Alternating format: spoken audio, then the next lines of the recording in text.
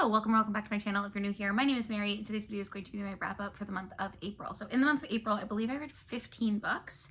We'll find either 15 or 16. We'll find out which as I go through this, but I am just going to go through these as usual. I go through them in the order in which I enjoyed them, and I don't do full stats in these videos. I save those for my quarterly wrap up. The lowest rating I gave a book in April was actually 3 stars, so I had a pretty good reading month. 3 stars, if you're new here, just means that I thought the book was fine. Nothing great, nothing terrible, just like an okay book. A lot of times I'll give something 2.5 stars if it's just like genuinely like very meh, and 3 is, it tends to be like, I liked it, but I didn't like care that much about it. And the first book that I gave 3 stars this month was actually The Nickel Boys by Colson Whitehead, which kind of disappointed me.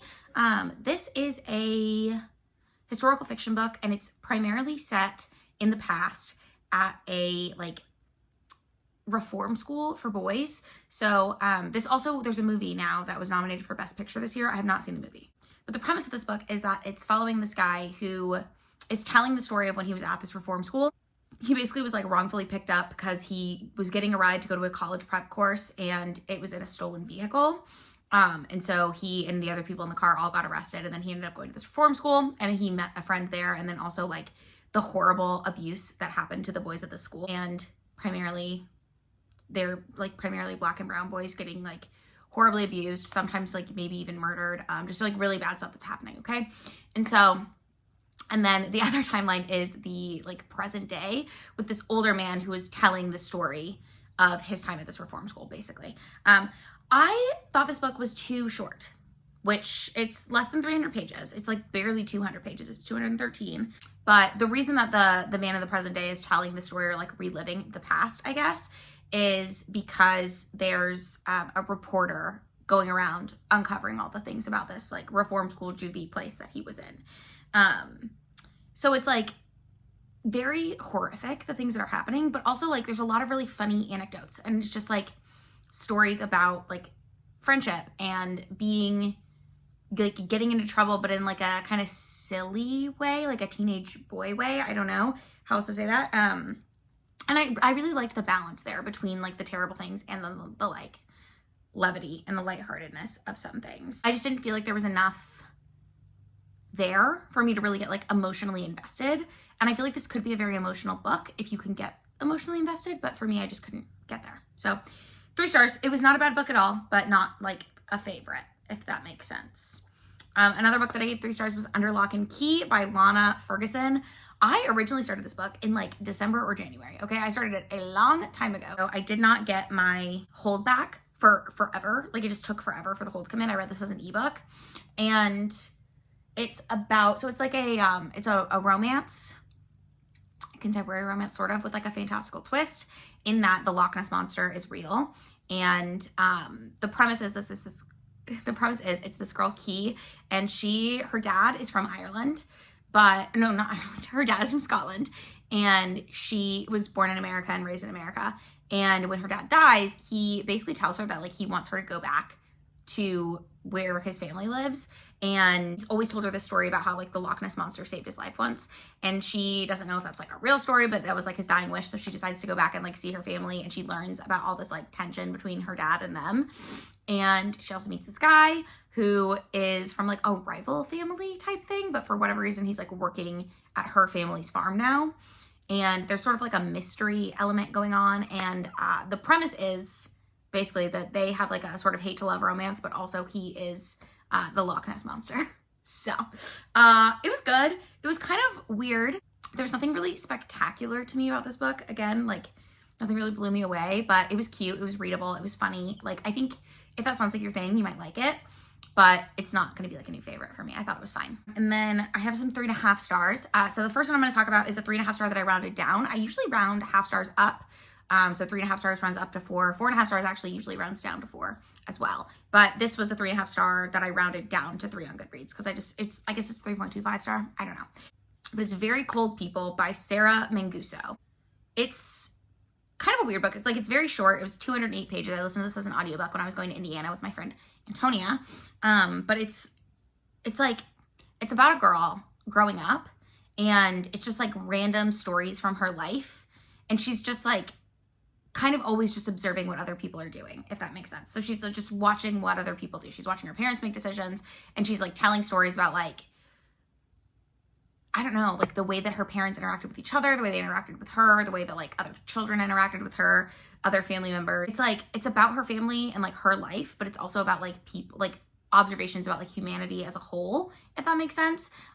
This book was interesting, I guess, but it just like didn't really do much for me. So that's why I rounded down. Like I enjoyed the observations, but I don't know that it's something that I would be like, oh, you have to read this one, because I just don't know that you need to. Another book that I gave 3.5 stars that I ended up running up on Goodreads is called All the Single Ladies by Rebecca Traister. This is a nonfiction book that I listened to the audiobook of. And the premise of this one is it's like stories about like women's ability to be like single in the world now. Like there's some historical references to like women can now buy a house by themselves. They can get a bank account. They can get a credit card, which a lot of those things you couldn't do until like the last 50 years, basically.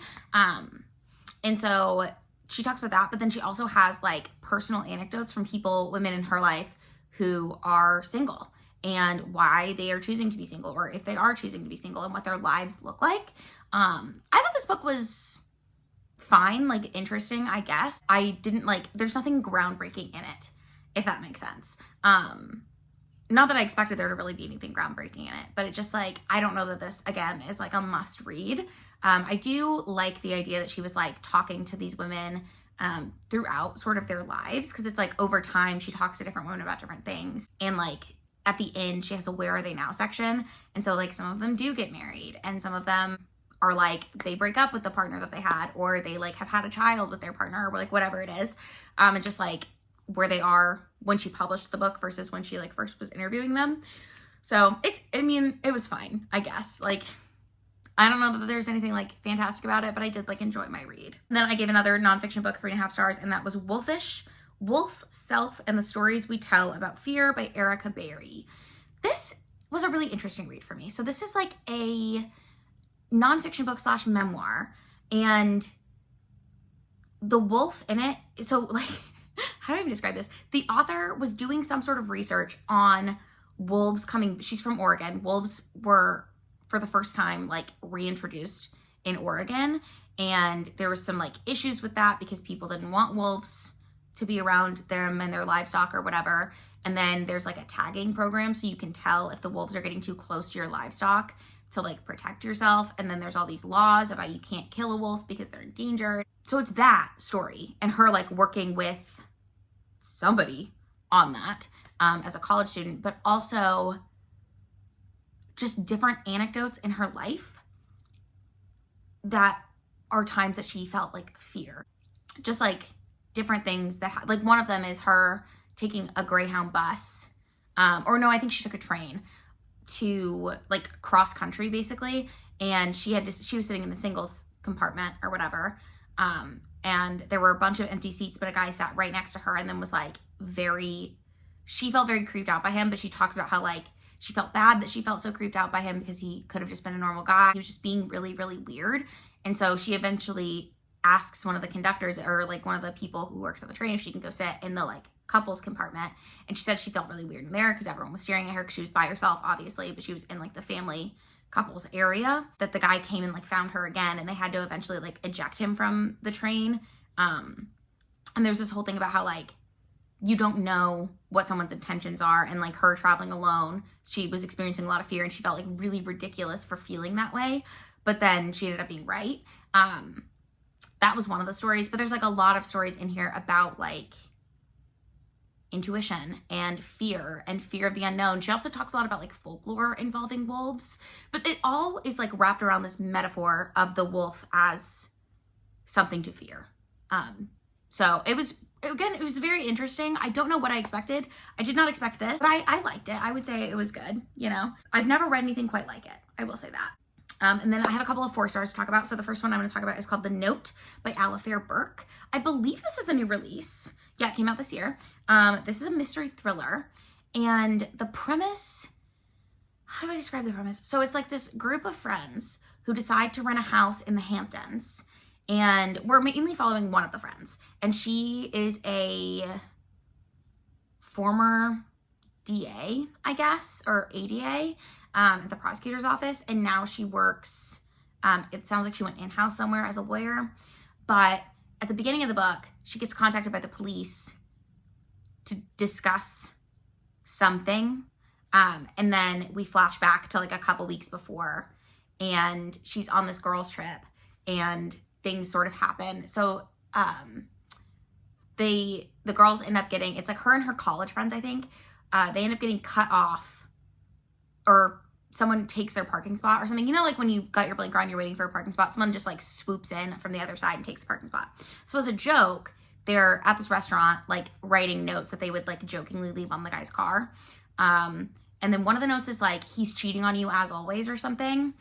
And one of the girls ends up actually leaving the note on the car. And then that guy goes missing. And so that's why they're like involved in this police investigation. And you're like kind of figuring out what's happened. It was good. I was able to figure out the like big twist, I guess, pretty early on, I feel, because there was just one thing that the author did that I was like, well, that was a giveaway. But I don't know if other people would feel that way, but it was good. I was definitely very like invested in what was going on. There were times when I was like, I don't know. So part of it is you don't know if the girls are actually, like, if anyone is actually involved in this guy's disappearance, or if they're just like that's like the main drama, is it's like, did they actually have some involvement, or is it going to be like pinned on them? Who did what? Has anything even happened? It was really good. I really liked it. It's like a very cat and mouse type thriller, if that makes sense. I also listened to the audiobook of She Wouldn't Change a Thing by Sarah Adlaka. This is a time travel book. And the premise, how do I describe the premise? So it's this woman who is pregnant with her third child. She's a therapist. And one day a girl comes into her therapy office and basically tells her, your assistant, I'm from the future. I was sent back here to fix something. I didn't actually end up fixing the thing because I'm too selfish. Because we don't have to get into it, but she didn't end up doing it. And she's like, I don't know how to cope with this, but I did have to tell you, like, your assistant is going to try to kill you. And she's like, whoa, that's crazy. And so she thinks this girl's like schizophrenic or something. But then the girl just knows a lot about her. So she thinks that's really weird. And what ends up happening is, like, she does end up getting shot. And then she goes back in time to when she's a teenager, because there's something that she is like being tasked with fixing. And there's this guy in the past timeline who was also sent back, but apparently you're only supposed to be sent back if you die, and the main character is not dead in the like present day timeline, if that makes sense. And so she meets like a couple other people who have like been sent back, and she's a teenager again. I don't know if I mentioned that. She's like sent back and she's literally like 16 or 17, and she like feels like a mother of 3, and it's all about like her dealing with that. I was kind of conflicted about the ending of this one, but I did think it was really good. I like time travel. I like the butterfly effect. I like all of that stuff. Like I thought it was a really interesting read. And the more I think about the ending, when I read it, I was like very disappointed in it. But the more I think about it, the more I'm like, I actually liked it, I think. Again, there's like not really a twist, because this one's not really a mystery thriller, I wouldn't say. I mean, it's got like some sort of mystery elements to it, like, but mostly it's just about like how the time travel works and like if she can get back to her family, basically. There is like a kind of twist because you get like multiple perspectives, and figuring out who the person in the present day perspective is in the past. But I don't know. It wasn't like a crazy twist. It just wasn't directly explained until like the very end of the book. So definitely a good book though. I have not heard anyone talk about that one, but if you like time travel, it was not bad. It was pretty good. I also listened to The Friend by Sigrid Nunes. This book, how do I even describe this book? So it's about a writer whose mentor has died, and the writer is like, has inherited the mentor's dog. And it's this giant Great Dane whose name I'm not going to remember. But in her like writings, she's like musing about life and death and her feelings on things. And then it ends up getting very meta at the end. Like, I genuinely, as I was reading this book, was like, 2.5, 3 stars. Like, this is fine throughout. But the ending was it like took it up a notch, if that makes sense. So I really enjoyed the ending of this one. And I gave it 4 stars. I thought it was very good. But again, it's kind of like a musings book, not really like a plot book. I hope that makes sense. Speaking of plot books, I did read The Vampires of El Norte by Isabel Cañas, and I gave it 4 stars. It's a fantasy horror book about vampires, as you might imagine. But it's set in Mexico, and it's like during the Mexican-American War, I'm guessing. But the main character, there's 2 really POV characters. There's a girl whose dad owns like a hacienda and is very well off, and her like childhood best friend, who when she was a kid, she was bitten by a vampire. Everyone thought she was going to die. She didn't end up dying. But her childhood best friend thought she was dead, and so he ran away. And then now we're in the future and they're grown, and she doesn't know why he left and abandoned her, and he doesn't know that she didn't die. So they like meet again, and then they kind of have like a second chance romance thing. That was my favorite part of this book. The vampires were like interesting, I guess, but also like the way that Isabel Cañas writes, I don't know how to explain this. This is the second book I've read by her. I think I gave them both 4 stars, but both of them, like the horror elements, both of them I like the romantic subplots a lot. The horror elements are so like vague, if that makes sense. Like the way she writes it, it's like not sticky in my brain. I don't know how else to explain it. Like I don't know. I found like her description of the vampires very like repetitive, but also like I don't remember anything about the vampires. Is that weird? Like, what is that? I don't know, but 4 stars. I thought this was a good book. I don't know that Isabel Cañas is a writer for me though, so that's interesting. Then the next book I gave 4 stars was Brass by Jeanette Aliu. This is a mother-daughter story. So we have 2 timelines and 2, what is the word? POVs. One is the mother's timeline when she's a teenager and her meeting this guy, Baksheem, I think is his name. She works at a diner. Baksheem is like a chef there, or a line cook. And he has a wife back in Albania, but he ends up getting her pregnant. And then it's about like their relationship. And then we flash forward, the other POV is her daughter as a teenager, and the dad's not in her life. So we know that that doesn't work out, but we don't really know why or what happened. And the daughter figures out where her dad is and goes to get him, basically, or goes to meet him. And so like that's what it's about. But it's like, it's so interesting getting like both the mother and the daughter from when they're the same age, because they're both like 19 years old or whatever when this is happening in their respective timelines. I just really liked the like mother-daughter tension, but also like Elsie, the mom in this, when it's Elsie and Lulieta, I can't say it. I don't know what the daughter's name is. It's like Albanian, I think. But when the mom, in the mom's timeline, in Elsie's timeline, she has a really contentious relationship with her mother.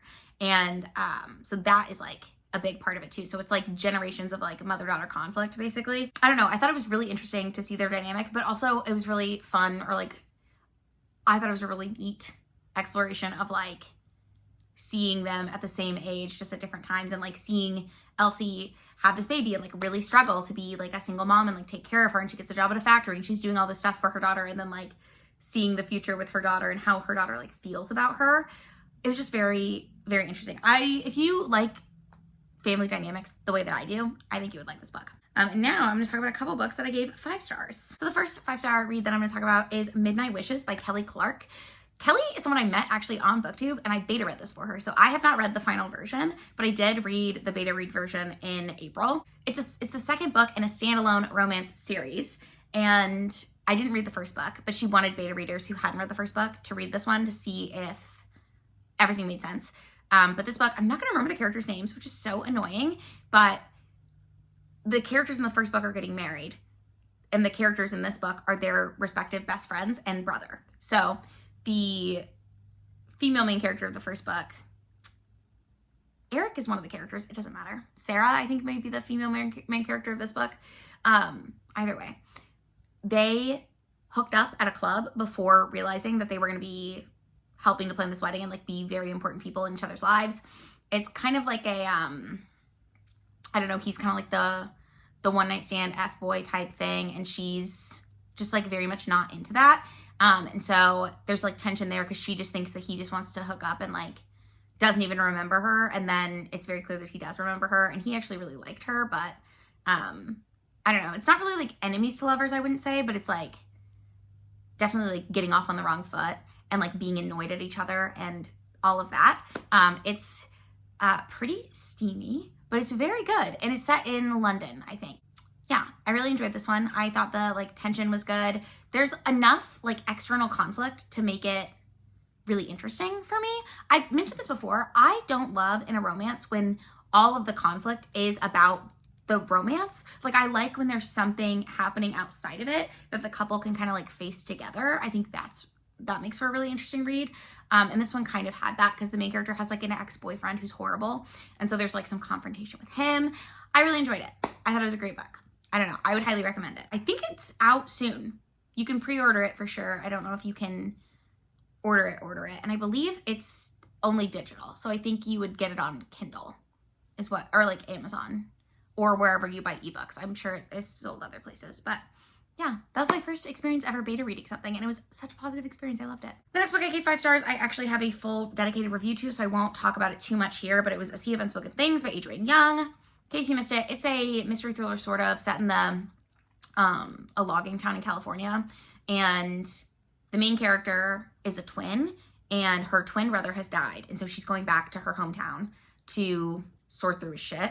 And there's some weird stuff happening. So they're trying to figure out sort of maybe why he died. And then also you have some flashbacks to when they were teenagers and a thing that happened with their friend group then. And it may or may not be related. So it was very good. You can, again, watch my full dedicated review if you want to hear more about that one. But that is a new release that I read this year and really, really enjoyed and have already reviewed for you. Speaking of, The Charlie Method by Elle Kennedy. I also have a dedicated review for this one.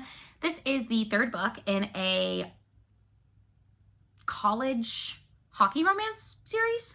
I have not read the other books. I only read this one because it sounded really interesting to me, and I'm glad I did. I loved it.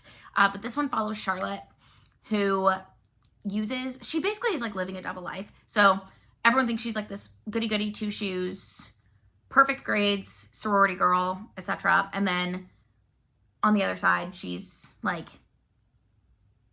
using a hookup app to like meet people and have random hookups, and that's like how she blows off steam. And she ends up matching with these guys on this app that are 2 anonymous men who like to share a partner.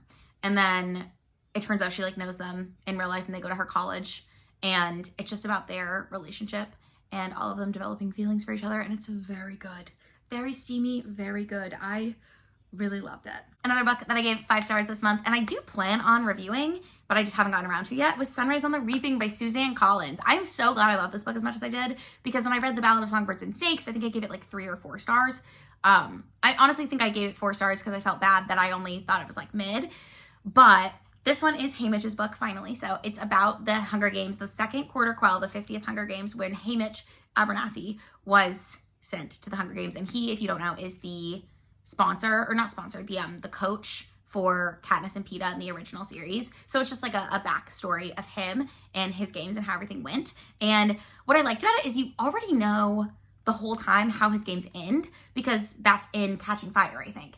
And so learning more about the backstory of Haymitch and he had like a girlfriend when all of this went down, and like just, I don't know. I always love being back in the games as well, just because it's such a like engrossing experience. I love the Hunger Games. If you don't know what the Hunger Games is, it's basically like a battle royale. So it's set in this dystopian future where there's 12 districts, and then there's the capital. And at one point the districts tried to have an uprising against the capital, and now every year, to punish them for that, a boy and a girl, 2 children that between the ages of 12 and 18, I think, or 12 and 20, something like that, get sacrificed randomly through like a lottery system, and they have to fight to the death in this arena. Very disturbing, but so good, and like so emotionally compelling, I guess. That's the one thing that I like really liked about Ballad of Songbirds and Snakes, which, if you don't know, that's President Snow's like flashback book or background book. Something about that one didn't work as well, and I think it's that he wasn't actually in the games, so we weren't in the POV of being in the games. He was like helping a contestant, or like coaching a contestant, I guess. But I liked being back in the games. What can I say? I'm a Hunger Games girly, and I have seen that they are making this into a movie that should come out next year. So that was fast, but I'm happy about it and I will go see it. So, all right. And then the last 2 books that I'm going to talk about here are books that I own, actually. They're right behind me. So in April, I finally got around to doing my reread of Ninth House, and then I did a girls trip to Indiana with my friend Antonia because she had also just reread Ninth House so that we could read Hellbent together. These are 2 books in a fantasy series. Allegedly, there's more coming out, but this one came out in 2021 and there's been no news. Or 2022, I'm being dramatic. Came out in 2022, and I don't know when we're gonna get the next one. So maybe 2023. I think it might have been like December 2022 into 2023. So hopefully we get it next year, because I think this one came out in 2019. And so I think there were 4 years between these. It's just a lot. But the premise is there's this girl, Alex Stern, and she lives in California. She's like kind of a bad kid, really into drugs and the party scene. And she gets recruited to Yale after some big thing happens in her life. You don't know what it is until partway through the first book. She gets recruited to Yale. She definitely doesn't belong there, and she gets recruited because she has the ability to see ghosts, which in this world they're called grays. And normal people can't see them, but Yale has secret societies, and the secret societies use magic. They're like ritual-based magic systems. And Alex, because she can see ghosts, is needed to help protect the rituals because ghosts are attracted to the magic, basically. And so she becomes what is called the Dante to the Virgil, and Lethe, which is the Ninth House, I suppose. It's the like secret society that's in charge of keeping the other secret societies in check, basically. There's 8 houses typically, and then they're in the 9th house. That's why it's called that. Her Virgil ends up going missing. And so you know that the whole time. The first book is told in 2 timelines. The first timeline is Alex arriving at school, learning all about the magic, figuring out what's going on. And then the second timeline is a few months in the future. Darlington, her Virgil, is missing, and she's trying to figure out what happened to him. And also, they're not telling anyone that he's missing. They're telling everyone that he's studying abroad. So that's like part of it. And then the second book picks up where the first book leaves off. So you find out certain things at the end of the first book, and then the second book is just more of that mystery. I love these books. They're so good.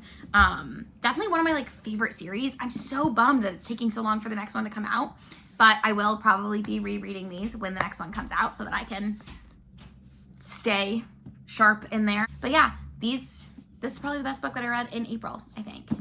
Either this or that Elle Kennedy book. I loved that Elle Kennedy book.